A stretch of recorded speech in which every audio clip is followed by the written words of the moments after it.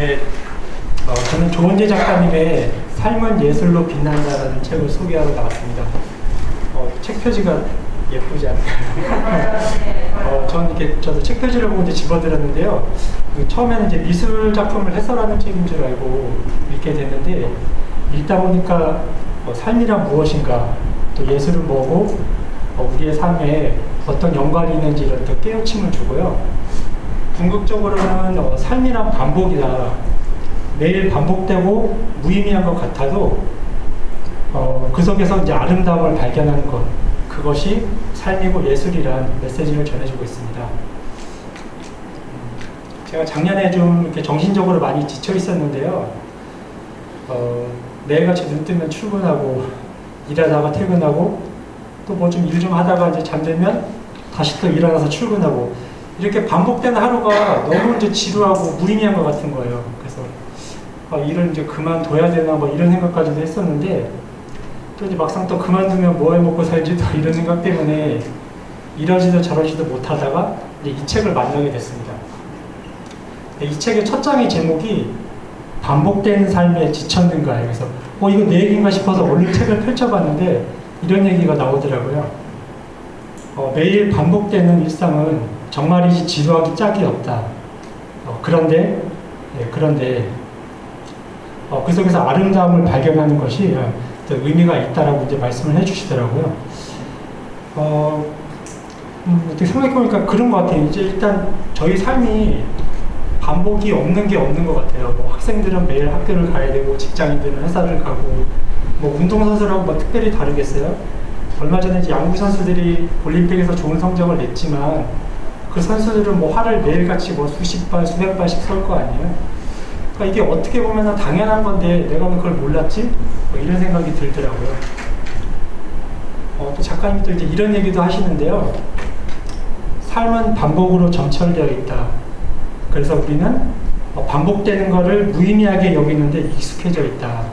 하지만 매 순간이 반복되더라도 매 순간이 진실로 새로운 순간이다라고 얘기를 하시더라고요. 저는 이게 굉장히 이제 마음에 와닿았고요.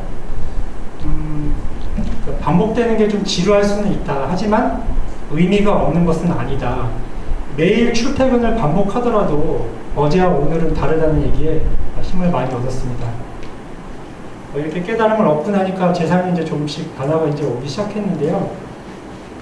좀 부끄럽지만 제가 찍은 사진들 잠깐 보여드리겠습니다. 보이실지 모르겠어요. 이게 작년 겨울에 눈으로 뒤덮인 이제 거리고요. 이제가 또 봄이 오면서 이렇게 꽃이 핀 모습들이에요. 그리고 이거는 이제 아파트에 이제 해가 걸려있는데 이게 왜 이렇게 아름다운지 저 혼자 신나서 이렇게 찍어봤어요. 그러니까 이렇게 전에는 주위를 둘러볼 이렇게 여유가 없었던 것 같아요. 그러니까 아침에 출근하기 바쁘니까 그냥 이렇게 앞만 보고 땅만 보고 이렇게 그냥 걸었는데, 이런 풍경들이 이제 자꾸 눈에 들어오고 사진을 이렇게 막 찍게 되더라고요. 그래서 어느샌가 이게 이제 제 소소한 행복이 이제 됐거든요. 그래서 이제 일을 하다가 좀 힘든 일이 있어도 그래요. 퇴근하면 또 사진 찍으러 가야지. 주말에 나들이 가야지. 이렇게 긍정적으로 마음이 바뀌더라고요. 작가님은 또 이걸 책에서 이렇게 설명을 하시는데, 평범하고 익숙한 것에서 아름다움이 숨겨져 있음을 발견하는 것, 그것이 바로 예술의 순간이라고 얘기를 해주십니다. 인간에게는 어떤가에 대해서 이제 의미를 발견하고 이렇게 부여하는 능력이 있대요. 그러니까 그전에는 아무것도 아니었는데 내가 관심을 갖고 의미를 부여하는 순간 나에겐 더한 라이프이 특별한 게 되는 거예요. 그래서 김춘수 시인님의 꽃 혹시 다 아시죠? 네, 그가 나의 이름을 불러주었을 때 그는 나에게로 와서 꽃이 되었다는 말이 이제서야 이제 좀 그 의미가 진짜 이해가 되더라고요. 그래서 혹시 저처럼 반복되는 일상에 좀 지루해 하시는 분들이 계시다면 이 조은재 작가님의 삶은 예술로 빛난다 책 한번 읽어보시고 다시 일어설 수 있는 힘 얻으셨으면 좋겠습니다. 감사합니다. 네, 수고하셨습니다. 발표해주세요.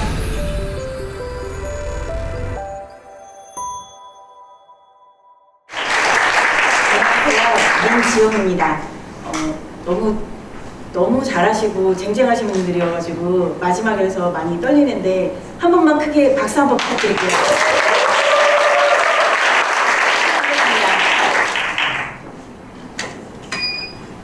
저는 여러분께 나를 다시 시작하게 힘을 준 책으로 브레이브를 소개시켜드리려고 합니다. 비블리오 배틀이 무엇인지도 알지 못했던 지난 6월의 어느 날이었습니다. 집 근처 도서관 게시판에 걸려있는 포스터를 우연히 보게 되었는데요. 다시 시작하게 힘을 준다는 그 책이 주제가 저에게 도전하고 싶은 용기를 일으켜 주었습니다. 물론 시상으로 나온 즉석 카메라도 저의 도전에 상당한 용기를 준 것은 사실입니다. 여러분은 제가 어떤 사람으로 보이시나요? 동네에 흔히 볼 수 있는 그런 평범한 아줌마처럼 보이시나요? 하지만 저의 어린 시절은 그렇게 평범하진 않았습니다. 어린 시절 저는 남들에게 골칫덩이의 문제아로 불리웠습니다. 가족과 친척들 그리고 저를 알고 있는 어른들은 저거 사람될까? 라고 말씀하시곤 했습니다. 그 시절 저희 부모님은 하루 벌어 하루 먹고 살기 바쁘셨고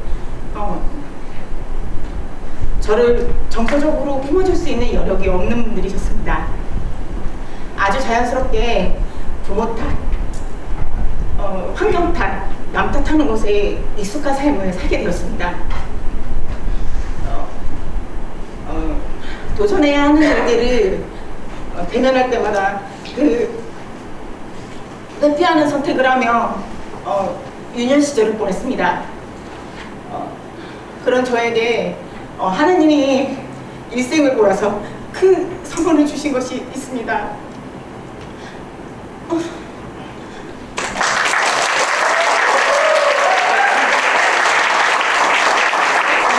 저의 남편입니다. 저희 남편도 제가 큰 선물이길 바랍니다. 남편과 결혼한 후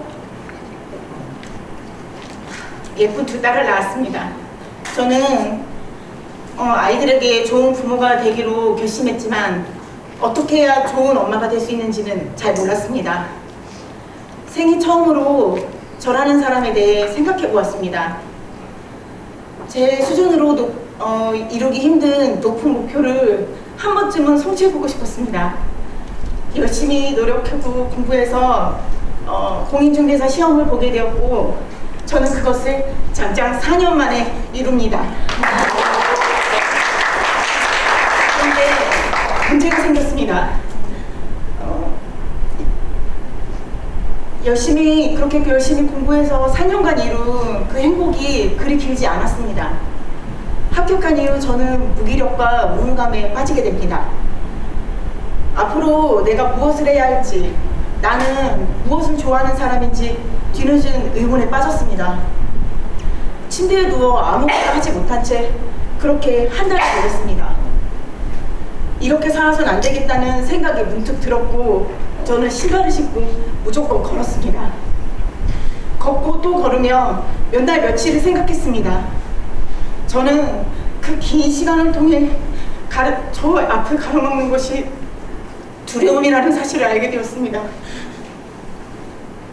이 두려움이 저를 앞으로 나아갈 수 없게 한다는 사실을 깨달았지만 어떻게 해야 이 두려움을 없앨 수 있는지는 잘 몰랐습니다. 그러던 어느 날 도서관 책장에 우연히 브레이브라는 파란색 표지의 책을 발견합니다. 저를 다시 시작하게 힘을 준 것은 이 책의 단 한 구절, 용기란 두려움 속에서도 한 발자국 나아가는 것이다 였습니다. 두려움은 없애야 하는 것이 아니라 두려워도 내 꿈을 이루기 위해 지금 내가 할 수 있는 일을 하나씩 해나가는 것이 용기라는 사실 말입니다. 그 한 구절을 제 마음에 받아들인 후 제 인생은 달라졌습니다. 저의 꿈은 과거의 저처럼 부정적인 생각에 매여 있는 사람들의 그 마음을 바꿔줄 수 있도록 도와주는 멘토가 되는 것입니다. 저는 제 꿈을 이루기 위해 일주일에 한 번씩 다양한 책을 읽고 매일 글을 씁니다. 또한 저의 글을 블로그와 카페에 공유하고 독서회에서 다양한 사람들과 생각을 나눕니다. 바로 오늘도 이 책 덕분에 비블리오 배틀이라는 이 엄청난 기회를 잡을 수 있었고 두렵지만 도전하고 있습니다. 이 책의 단 한 구절이 저를 다시 시작하는 힘을 준 것처럼 여러분께도 강한 용기를 줄 수 있는 책이 되기를 바랍니다. 감사합니다.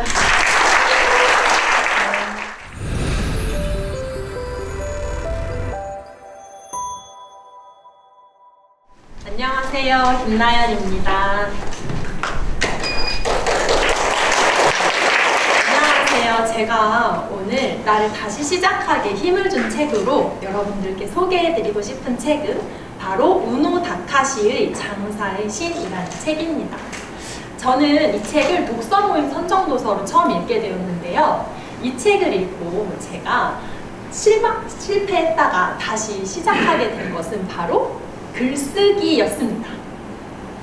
저는 이 책을 읽을 때 제 이름으로 적힌 책을 출간하겠다라는 아주 야무진 꿈이 있었는데 열심히 글을 쓰고 투고를 했는데도 100통이 넘는 거절 메일을 받으며 아직은 때가 아닌가 보다 하고 좌절하고 있었을 때였습니다. 그런데 이 책에서 아주 운명적인 문장을 만나게 됩니다. 실무는 가게를 운영하면서 배워가면 되는 거야. 점장이 되고 싶다 라고 말한 그 사람의 마음에 비전이 있다고 생각해. 장사의 신을 쓴 우노 다카시는요, 우리나라의 백종원 같은 분이에요. 그래서 그 일본의 요식업계에서 이 사람이 가게 냈다 하면은 아주 그냥 대성황리에 아주 장사가 잘 되는 그런 가게를 오픈하는 사람입니다. 그래서 자기 직원들도 그렇게 가게를 오픈할 수 있도록 도와주는데 그때 했던 코칭 그리고 그 비법들을 이제 정수만 모아서 담은 게 이 책이에요. 그러다 보니까 우노 다카시가 생각했을 때 점장은 자기 가게를 독립했을 때 그 전 단계로 아주 중요한 단계거든요. 근데 실력이 좀 부족해도 하겠다는 마음만 있으면 된다는 거예요. 그 문장을 보고 이런 생각이 들었습니다. 나도 어쩌면 내가 쓰고 싶다는 그 마음, 거기에 비전이 있지 않을까? 하고 말이죠. 근데 비전이 있는 것만으로 책을 썼으면 진작에 나왔어야 했잖아요. 근데 나오지 않았단 말이에요. 저한테는 이 비전을 실천할 수 있을 전략이 필요했습니다. 근데 이 책에 또 운명적으로 또 전략도 가르쳐 주었어요. 잘 되는 가게에는 반드시 이유가 있어. 그걸 찾아낼 수 없다면 잘 되는 가게의 경영자도 될 수 없지 라고 말이죠. 잘 팔리는 책은 이유가 있겠지 하고 저는 강남의 교보문고에 에세이 코너를 갑니다. 그 책장에 있는 모든 책들을 분석했어요. 그리고 뼈아픈 깨달음을 얻었습니다.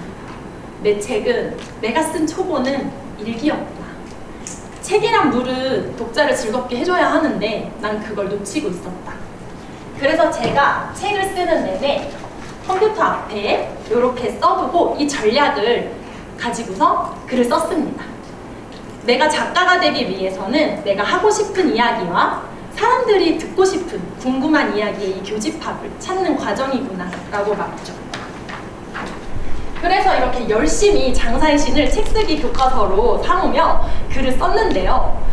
출간 시장이 초보 작가에겐 호락호락하지 않았습니다. 그럼에도 제가 포기하지 않을 수 있었던 이유가 있어요. 장사의 신에서 우노 다카시는 이렇게 말합니다. 핸디캡이 있기 때문에 머리를 싸매고 궁리를 하게 되는 거야. 그렇게 고민할 때 비로소 가게를 성공으로 이끄는 실력이 붙기 시작하는 거라고. 어떻게 하면 나 초보 작가인데 내 기획서를 한 번이라도, 내 글을 한 번이라도 읽어보게 할 수 있을까 하는 마음으로 열심히 기획서를 3번 이상 붙이고 메일을 쓸 때도 이 출판사의 어떤 책을 감명 깊게 읽었는데요 하면서 이제 아부성 멘트도 넣어가며 제 글을 어떻게든 읽게 하고자 노력을 했습니다. 그렇게 저는 1000통이 넘는 투고 메일을 보냈고 그 중에 한 출판사와 정말 인연이 닿아서 제 책을 출간하게 되었어요. 네. 저는 저는 이 장사의 신을 책쓰기 교과서로 삼아서 책을 내는 과정에서 많은 것들을 배웠고 그 배운 것들을 바탕으로 글 쓰는 사람들을 도와주게 되었고 또 저자 강연을 이 화성시에 있는 도서관에서도 하게 되었습니다. 여러분들 혹시 간절하게 품고 있던 꿈이 좌절된 적이 있으실까요?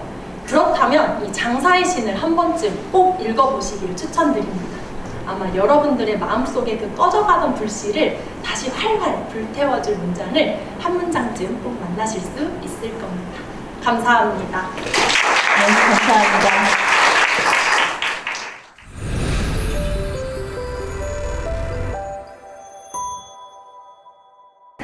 안녕하세요. 안녕하세요. 뒤죽박죽 별장 빌라빌레쿨라에서 삐삐 뭉스타킹과 세라크루와 앤셜리와 함께 해리포터가 가져온 버터믹주를 마시면서 밤새도록 수다를 떨고 싶은 꿈꾸는 아줌마 조은경입니다. 저는 오늘 이곳이 빌라빌레쿨라라고 생각하고 여러분이 바로 세라와 앤이라고 상상하며 이야기를 시작하려고 합니다. 저는 앞에서 말씀드린 세 소녀와 아주 어릴 때부터 친했는데요. 왜 제가 특별히 그 중에서 이 삐삐 롱스타킹이라는 친구를 오늘 소개하게 되었을까요? 그것은 바로 이 티셔츠를 입고 나올 수 있기 때문이었습니다. 만나보신 적 있으시죠? 네. 얘가 바로 삐삐예요. 네. 삐삐는 모든 어른들이 경악할 만큼 규칙과 원칙들을 무너뜨리는 친구입니다. 그런데 삐삐의 친구가 되어보신 분들은 아시겠지만 사실 그건 무너뜨린 게 아니라 점프하여 높이 높이 날아오는 것 뿐이었죠. 모든 관습과 규칙들에 손이 닿지 않을 만큼 높이요. 그 모습을 보는 우리는 토미와 아니카가 되어 삐삐와 함께 자유롭게 날아오르기도 하고 통쾌하게 깔깔대며 웃기도 했던 것입니다. 이런 삐삐에게도 보고 싶고 그리운 사람이 있는데요. 삐삐는 엄마 아빠에게 이렇게 말합니다. 엄마는 내가 아주 어릴 때 하늘나라에 가서 하늘에 뚫린 작은 구멍으로 나를 내려다보고 있다고. 아빠는 선장이었는데 식인종 성에 도착해서 식인종의 왕이 되어 있다고. 언젠가 나를 데리러 오면 나는 식인종의 공주가 될 거고 그래서 지금도 이 뒤죽박죽 별장에서 아빠를 기다리고 있다고. 삐삐와 동갑이었을 때 저는 삐삐가 살고 있는 빌라빌레쿨라가 어딘가에 반드시 있을 것이고 그곳을 찾으면 삐삐를 만날 수 있다고 생각했습니다. 그렇게 상상하는 것만으로도 가슴이 두근거렸습니다. 내가 이 삐삐라는 상상도 하면서 안 보이셨죠? 삐삐라는 상상도 하면서 어떻게 중요한 건데 상상도 하면서 그렇게 시간을 많이 보냈습니다. 제가 이사를 해서 초등학교 때 학교를 세 곳을 다녔는데 새로운 학교에 적응을 하고 새 친구들을 사귀고 다시 시작할 수 있도록 그런 상상들이 저에게 힘을 주었습니다. 그리고 제가 중학생, 고등학생, 대학생이 되고 사회에 나가서 제가 넘어졌을 때도 그리고 새로운 곳에 던져졌을 때도 다시 일어서서 시작하도록 저에게 힘을 주었습니다. 그냥 다시 시작하게 해준 것이 아니라 어쩌면 나 왠지 잘할 수 있을 것 같아. 나 모든 것을 할 수 있어. 그런 용기와 기대로 시작하게 해주었다고 생각합니다. 저는 삐삐보다 많은 게 나이밖에 없어요. 죽은 게도 없고요. 그래서 삐삐처럼 힘이 세지도 않고 삐삐처럼 금화가 가득 들어있는 커다란 가방도 없어요. 그거 있으면 우리 남편이 진짜 좋아할 텐데 그게 없어요. 그렇지만 저는 삐삐와 보냈던 그 어릴 적 시간들의 그 두근거림이 저의 삶 어딘가 깊숙한 구석에 숨겨진 아무리 써도 줄어들지 않는 금화처럼 빛을 내면서 저에게 힘을 주었다고 생각합니다. 그리고 그것의 이름은 설레임이었습니다. 제가 직장에서 오해로 인해 따돌림을 당했을 때도 사랑하는 아버지를 떠나보낸 후에도 모두 나를 힘들게만 하는 사람들 뿐이고 내가 아무리 잘해보려고 노력해도 변하지 않고 영원토록 이어질 것만 같았던 그 날들 그 속에서 어느샌가 내가 다시 일어서도록 다시 시작하도록 힘을 줬던 그 설레임은 저의 어릴 적 친구 삐삐 롱스타킹에게서 얻은 선물이었습니다. 설레임의 하루하루가 모여 오늘이 되었고 그 설레임은 오늘 이 자리까지 저를 데려와 이렇게 비블리오 배틀에 참가해보는 즐거운 경험도 하게 해주었습니다. 엄마가 되어 만나는 삐삐는 조금 다른 느낌이었습니다. 하늘에서 나를 내려다보고 있다고 엄마가 나를 내려다본다고 믿는 그 삐삐를 품에 꼭 안아주고 싶었습니다. 식인종 나라의 왕이 된 아빠가 나를 데리러 올 거라고 믿고 기다리는 삐삐를 보면서 이런 생각도 들었습니다. 삶에 대한 반짝이는 설레임을 나에게 선물로 주고 나만의 꿈을 꾸게 만든 그 삐삐도 바로 나처럼 내일을 기대하고 꿈을 꾸고 있구나, 그런 생각을 말입니다. 나는 모든 것을 할 수 있고 하고 싶다는 순수한 마음으로 꿈을 꾸는 모든 이들은 넘어져도 다시 일어서게 될 것이고, 그것은 훌륭한 자서전이나 자기계발서를 읽을 때만 가능한 것은 아닙니다. 오늘 제 이야기의 주인공 삐삐 롱스타킹과 친구가 될 때도 가능해진다고 자신있게 말씀드립니다. 믿겨지지가 않으세요? 그러면은 오늘 저녁에 시간 어떠세요? 빌라빌리클라에서 삐삐와 밤새도록 이야기부터 나눠보실래요? 감사합니다.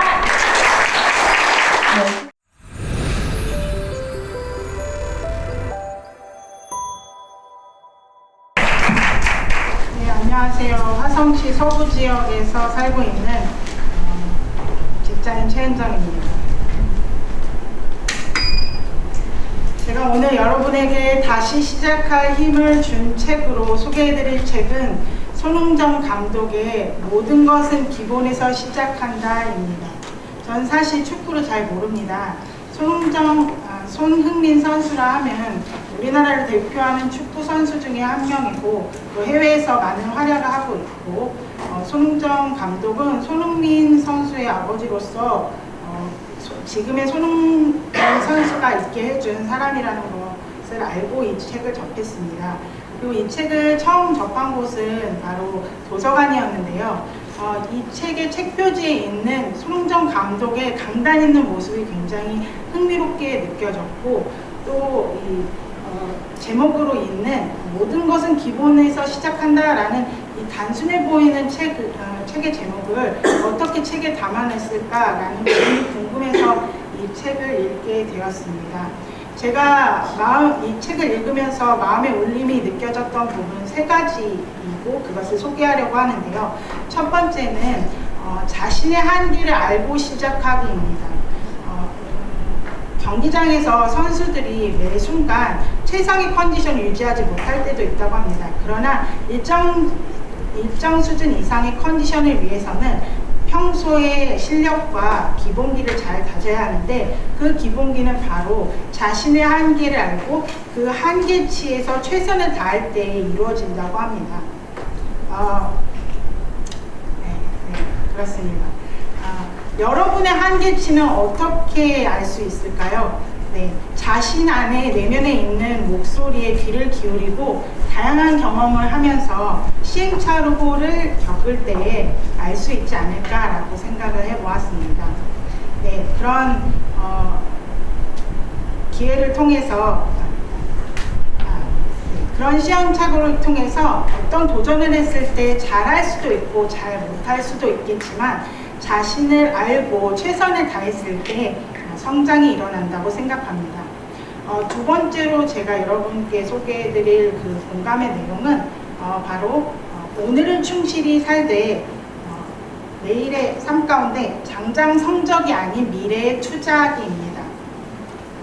바로 그 오늘의 충실히 산다라는 부분은 운동선수에게 있어서 굉장히 중요한 부분입니다. 왜냐하면 경기를 하면서 각종 대응을 할 때에 기본이 탄탄해야 그 대응을 할 수 있기 때문입니다. 많은 선수들이 그러나 그 성적에 연연하고 또는 그 진하게 신경을 쓴 나머지 어릴 적부터 너무 많은 운동을 통해서 운동을 하다가 부상을 당하게 되고 그 부상 때문에 운동을 더 이상 하지 못하는 경우가 많다고 합니다. 손흥정 감독도 누구보다도 축구를 사랑하고 축구 선수로서 오래 생활을 하고 싶었지만 자신이 더 잘하고 싶은 마음에 경기장에서 무리하다가 부상을 당했고 결국 그 부상 때문에 일찍 은퇴를 할 수밖에 없었습니다.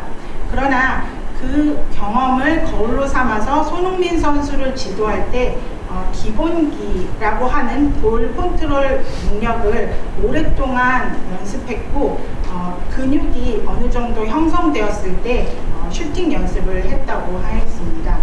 이렇듯 우리가 24시간을 충실히 살면서 결과에 더 집중하기보다는 그 하루하루를 충실히 살고 시작하는 그 시간 가운데 성장이 있고 그 성장을 통해서 내 자신이 자신감을 얻게 된다고 생각했습니다. 마지막으로 제가 느꼈던 부분은 책을 통해서 배우고 느끼며 시작하기입니다. 손흥정 감독은 자신의 삶의 축을 이루는 근간으로서 독서와 축구를 말했습니다. 그리고 어떤 어려움은 항상 있었는데 그 어려움이 있을 때마다 자신의 무기로 꺼내들은 것은 바로 책이었다고 말을 하고 있습니다. 책을 읽으면서 미래를 대비할 때 자신에게 우연히 오는 기회나 꼼수가 아니라 자신의 준비한 그만큼 기회를 잡을 수 있었다고 말하고 있습니다. 이렇게 그 세 가지 부분을 제가 느끼게 되었고요. 여러분께서는 이 책에 대해서 아직 읽지 못하신 부분도 있고 또 읽으신 분들도 있으시겠지만 이 책에서 느껴지는 각각의 그 마음을 경험하면서 서로 그 느끼는 방법이 다를 것이라고 생각했습니다. 이상으로 제 책 소개를 마치겠습니다.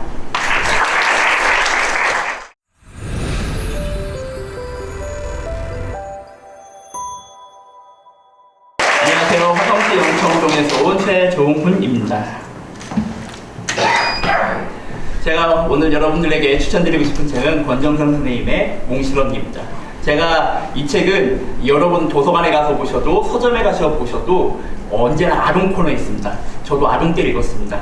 그리고 중학교 때도 읽었고 고등학교 때도 읽었고 대학생 때도 읽었고 그리고 며칠 전에도 읽었습니다. 제가 이 책의 줄거리보다는 이 책의 한 부분을 이렇게 발췌해 왔습니다. 이 책의 내용으로 절뚝거리며 걸을 때마다 몽실은 온몸이 기우뚱기우뚱했다. 그렇게 위태로운 걸음으로 몽실은 여태까지 걸어온 것이다. 불쌍한 동생들을 등에 업고 가파르고 메마른 고갯길을 넘고 또 넘어온 몽실이었다. 아버지가 그를 버리고 어머니가 버리고 이웃들이 그리고 이 세상에 있는 모든 칼과 창이 가엾은 몽실을 끊임없이 괴롭혔다. 그토록 시집을 가지 않겠다고 벌러온 몽실을 립게야 구두수선장이 꼽추 남편과 결혼한 것이다. 한 가지 짐을 더 짊어진 것이다. 그래서 몽실은 기덕이와 기복이 남매의 어머니가 된 것이다. 절름발이 어머니. 제가 이 책을 읽을 때가 언제였냐면 올해는 휴직을 했습니다. 왜냐면 몸이 너무 아파서 내과적으로 아픈 게 아니라 외과적으로 목 디스크, 허리 디스크, 양 어깨 관절염, 무릎 관절염. 그래서 사실은 일어나지 못했어요. 걷지를 못했습니다. 그래서 휴직을 하고 누워 있었거든요. 그래서 누워 있을 때 다시 한번 이 책이 보고 싶어서 이렇게 보다가 제가 한 달 정도 누워 있으니까 이 회복이 되더라고요. 그래서 하고 싶었던 게 여행이었어요. 젊었을 때는 여행을 많이 다녔는데 직장생활 20년 동안 빠지지 않고 다니느라고 여행을 못 다녀서 여행을 갔습니다. 제가 작년에 비블리오 배틀에 나올 때 5급지라는 책을 소개했었는데 에베레스트에 가고 싶었는데 의사 선생님이 넌 도저히 갈 수 있는 몸은 아니다. 그래서 국내에 있는 4급지를 갔습니다. 백두산, 울릉도, 독도, 마라도, 그리고 백령도. 그래서 우리나라의 넷끝을 이렇게 다녀오고 나서 그 다음 들었던 생각은 친구들이 보고 싶었어요. 아 그래 진짜 20년 동안 친구들도 못 봤구나. 그래서 어떤 친구들을 볼까 하다가 보고 싶었던 친구가 대학생 때 같이 화염병 던졌던 친구들. 이 세상 한번 바꿔보자. 더 나은 세상, 우리가 꿈꾸는 세상 만들어보자라고, 우리 특별하다라고 생각하고 그렇게 만났던 친구들을 지금 어떻게 사나 보고 싶어서 제가 가진 건 없고 제가 출판사한테 부탁해서 책을 이 봉고차 가득 실어서 제 친구들을 만나러 갔습니다. 도서관, 어린이 도서관을 만들어서 도서관에서 먹고 자는 친구, 청소년 센터에서 자기가 받은 돈보다 더 쓰고 있는 친구, 또 여러 가지 사회운동 하느라고 이 힘든 친구들, 그 친구들한테 제가 줄 건 없고 돈은 못 주고 책만 가득히 그렇게 주고 왔습니다. 그러면서 저희들이 나눴던 이야기가 야 우리 젊을 땐 되게 특별할 줄 알았는데 우리가 특별한 삶을 살 줄 알았는데 지금은 보통의 삶만 살아도 좋겠다 라는 생각이었습니다. 여러분 어떠십니까? 저는 그런 생각을 하면서 이 몽실이에게 그 말을 해주고 싶었어요. 몽실아 너 대단하다. 어떻게 그렇게 살았니? 나도 너처럼 살고 싶다. 튼튼하게.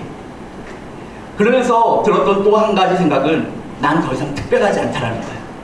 이제 50이 곧 가까워져서야 늦게 쳐들어서 내가 특별하지 않다는 걸 깨달았어요.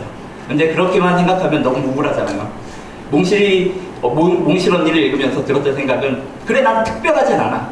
하지만 참 소중한 사람이야. 소중한 사람이야. 몽실에게 그 주변 사람들은 얼마나 소중한 사람이었을까.